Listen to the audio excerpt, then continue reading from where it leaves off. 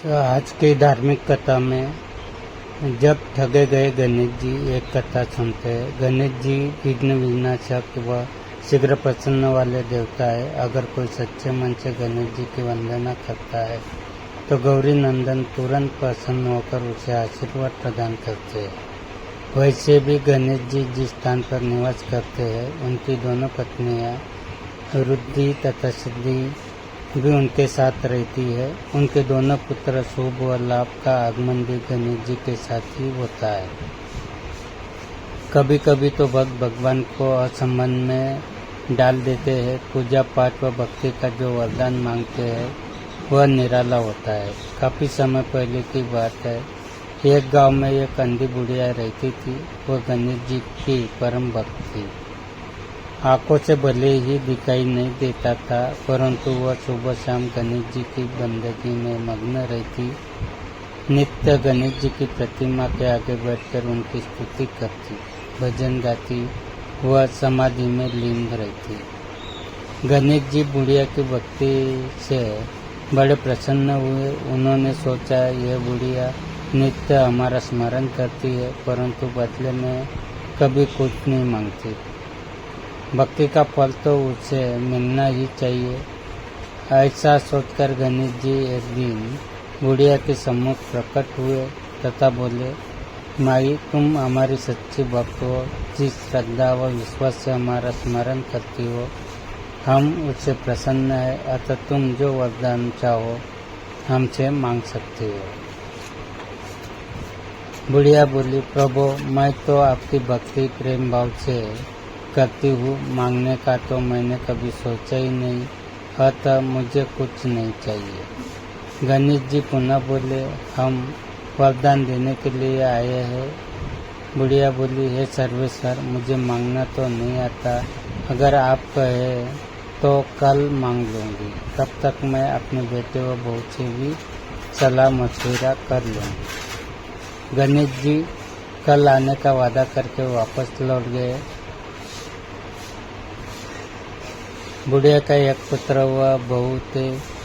बुढ़िया ने सारी बात उन्हें बताकर सलाह मांगे। बेटा बोला, माँ तुम गणेश जी से ढेर सारा पैसा मांग दो, हमारी गरीबी दूर हो जाएगी, सब सुख चैन से रहेंगे। बुढ़िया की बहू बोली, नहीं आप एक सुंदर पोते का वरदान मांगे, वंश को आगे बढ़ाने वाला भी तो चाहिए। बुढ़िया बेटे और बहू की बातें सुनकर असमंजस में पड़ गई। उसने सोचा ये दोनों तो अपने अपने मतलब की बातें कर रहे हैं। बुढ़िया ने पड़ोसी से सलाम लेने का मन बनाया। पड़ोसन भी नेकदिल थी। उसने बुढ़िया को समझाया कि तुम्हारी सारी जिंदगी दुखों में कटी है, अब जो थोड़ा जीवन बचा है वह तो सुख से व्यतीत हो जाए। धन अथवा पोते का तुम क्या करोगी? अगर तुम्हारी आंखें ही नहीं है तो ये सांसारिक वस्तुएं तुम्हारे लिए व्यर्थ है, अतः तुम अपने लिए दोनों आंखें मांग लो। बुढ़िया घर लौट आई। बुढ़िया और भी सोच में पड़ गई। उसने सोचा कुछ ऐसा मांग लूँ जिससे मेरा बहू व बेटे सबका भला हो, लेकिन ऐसा क्या हो सकता है।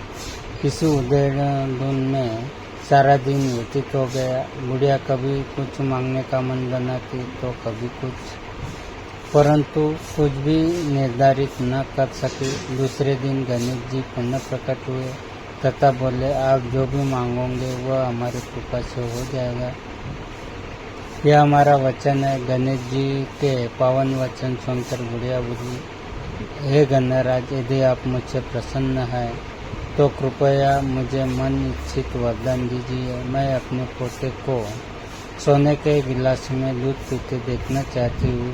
बुढ़िया की बातें सुनकर गणेश जी उसकी सादगी और सरलता पर मुस्कुरा दिए। बोले, तुमने तो मुझे ठगी लिया। मैंने तुम्हें एक वरदान मांगने के लिए बोला था, परंतु तुमने तो एक वरदान में ही सब कुछ मांग लिया।